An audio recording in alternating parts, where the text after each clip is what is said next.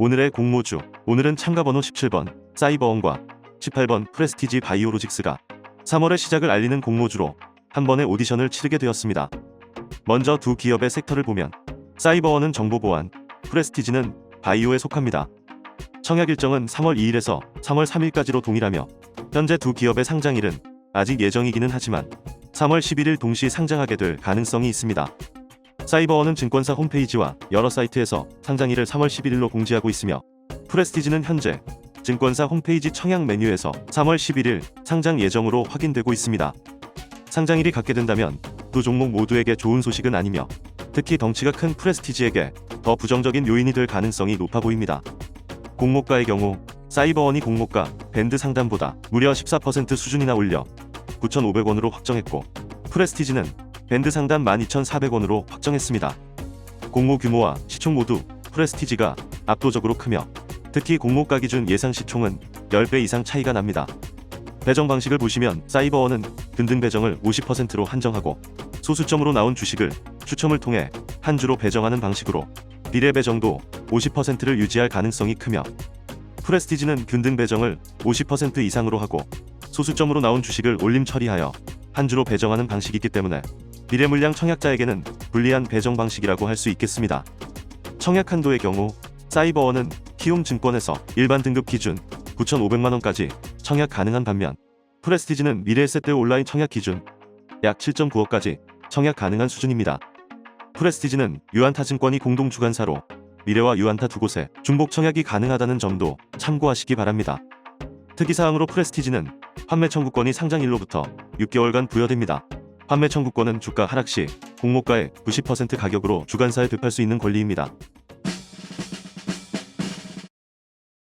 디지털 뉴딜, 클라우드 테마로 수혜가 예상되는 사이버원은 국가지정 3대 보안 라이선스를 모두 보유한 국내 5개 보안 기업 중 하나로 주요 정보통신 기반 시설 및 공공 분야 수주 능력은 국내 1위이며 16년 연속 흑자에 무차익 경영이라는 재무적 장점을 가지고 있습니다.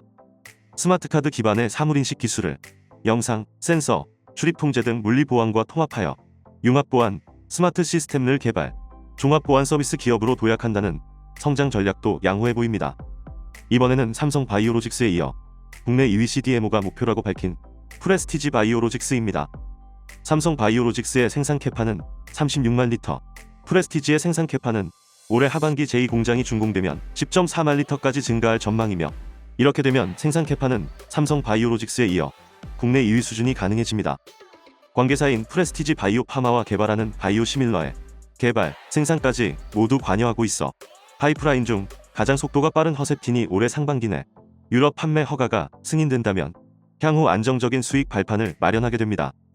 현재 건설 중인 제2공장에 국내 최초로 최첨단 공정 시스템, 스마트 팩토리 플랫폼을 도입하여 안정적인 생산 환경, 고품질 및 가격 경쟁력까지 확보할 계획이라고 합니다. 실적을 보면 16년간 흑자 경영에 자부심을 가지고 있는 사이버원이 규모가 크지는 않지만 꾸준한 실적을 유지하고 있다는 것을 알 수 있고 반면에 프레스티지는 매년 100억이 넘는 적자가 지속되고 있습니다. 올해 63억의 영업이익을 예상하고 있는데 과연 흑자 전환에 성공할지 관심 있게 지켜봐야 할 부분입니다. 이번에는 리스크를 살펴보겠습니다. 사이버원은 공모가 산정 시 비교 기업의 PER 편차가 컸고 주요 경쟁사는 비상장 상태이기 때문에 공모가의 적정 수준을 판단하기 어렵다는 리스크가 있습니다. 프레스티지는 상장일 유통 가능 물량이 비교적 많은 편이고 전체 주식 중 약 7% 비중을 차지하고 있는 전환사채의 존재도 부담스러운 부분입니다. 또한 2021년 63억의 영업이익을 예상하고 있는데 2022년에 과연 회사의 추정치인 612억의 영업이익을 달성할 수 있을지도 의문으로 남습니다. 공모주 오디션에서 심사위원장 역할을 맡고 있는 기관은 어떤 평가를 했는지 확인해 보겠습니다. 기관 경쟁률에서 사이버원이 1303대 1로 370대 1 수준에 그친 프레스티지보다 압도적인 우위를 보이고 있습니다. 사이버원은 공모가 밴드 상단 초과 신청 비율 또한 만원 이상이 87.1%나 됩니다. 공모가 밴드 상단이 8,300원이었는데도 공모가를 9,500원까지 올릴 수 있었던 이유가 충분히 인정됩니다. 다만 올해 공모주 경쟁률 인플레에 따라 소형 공모주 11건 중 경쟁률이 10위에 해당하는 기록이기 때문에 평가 등급은 A를 부여합니다. 프레스티지의 경쟁률은 최근 3개년간 하위 60%에 해당하는 중하위권의 경쟁률이기 때문에 평가 등급 C를 부여합니다. 공모주 한 잔이 상장일 옥석을 가리기 위해 간단한 지표로 평가하는 방법인 옥석 진단에서는 사이버원과 프레스티지가 나란히 6점을 기록했습니다. 눈여겨볼 사항은 사이버원의 기관 의무 보유 확약 비율입니다. 수요 예측 시 최초 공개된 확약 비율은 9.7%였으나 정정된 투자 설명서 상에는 실제 배정 시 40.5%까지 상승한 것으로 확인되고 있습니다. 물론 최종 증권 발행 실적 보고서 공시 내용을 확인해야겠습니다만 현재로서는 확약 비율이 높은 편이라 상장일 유통 가능 주식 비율 역시 33% 수준으로 현저하게 감소한 것을 확인했습니다. 사이버원의 장외 시세는 매수호가 기준으로 9,500원인데 공모가와 동일합니다. 반면 매도 물량이 없어 매도호가는 확인할 수 없었습니다. 장외 시세가 낮은 이유는 상대적으로 인지도가 낮고 공모가가 저렴한 수준이 아니라고 판단하는 분들이 많은 것으로 추측해봅니다.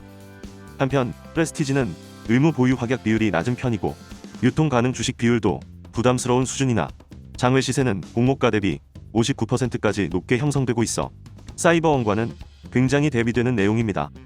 하지만 결국 최종 점수는 동일하여 옥석진단 평가 등급은 모두 B를 부여합니다. 공모가의 적정 수준에서는 사이버원이 공모가를 1,200원 높임으로써 공모주 한 잔이 평가한 적정 공모가 수준보다 15% 이상 높기 때문에 평가 등급은 B를 부여했습니다. 프레스티지의 경우 2022년 당기순이익에 대한 불확실성으로 인해 연할 인율을 보수적으로 적용한 결과 공모주 한 잔은 11,200원 수준을 적정 공모가로 판단하고 있으며 확정된 공모가보다 10% 이상 차이가 있어 사이버원과 동일하게 평가 등급 B를 부여했습니다.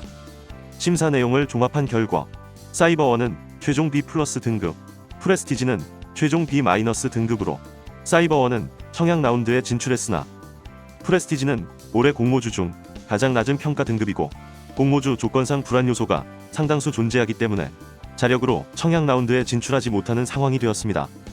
프레스티지는 조금 더 고민하여 청약 여부를 결정해야겠습니다. 한편 구독자 심사위원 분들의 평가에서는 S등급과 A등급의 상위 등급으로 평가한 비율이 프레스티지가 25%, 사이버원은 19%로 오히려 프레스티지에 비교적 더 좋은 점수를 주신 것 같습니다. 하지만 프레스티지의 경우 C등급과 B등급의 비율도 꽤 높은 수준이기 때문에 프레스티지는 호불호가 상당히 갈린다고 봐야겠습니다. 닉네임 복만이님은 사이버원에 대해 회사는 무난하지만 테마성이 떨어지고 공모가를 많이 올린 데다가 청약과 상장일이 프레스티지 바이오로직스와 겹쳐서 근등만 해야 할 것 같다는 의견을 주셨고, 닉네임 KN셜리님은 불량식품 같은 공모주 청약하자니 겁나고 패스하자니 아쉽다고 하시며 공감이 가는 찰떡 같은 비유를 해주셨습니다. 오늘도 심사평을 해주신 모든 분들께 감사의 말씀을 드립니다. 마지막으로 공모주 한 잔의 청약 계획을 공유드리겠습니다. 먼저 상장일 유통 가능 물량을 다시 한번 확인해 보겠습니다. 사이버원은 앞서 말씀드린 것처럼 기관 의무 보유 확약 비율이 40% 수준까지 상승하면서 유통 가능 주식 비율도 대폭 낮아졌습니다. 이는 유통 가능 주식에서 기존 주주 비율보다 공모주주 비율이 높기 때문에 상장일 주가 흐름에 키를 쥐고 있다고 볼 수 있는 기관이 의무 보유 확약을 많이 했다는 것은 굉장히 긍정적인 요인입니다. 공모가 기준 시총이 440억으로 가볍다는 점 또한 선택에 대한 고민을 덜어줍니다. 시초가가 공모가보다 상승할 가능성이 매우 높을 거라는 판단하에 공모주 한 잔은 근등 청약에 이어 비례 물량에도 풀청약을 할 계획입니다.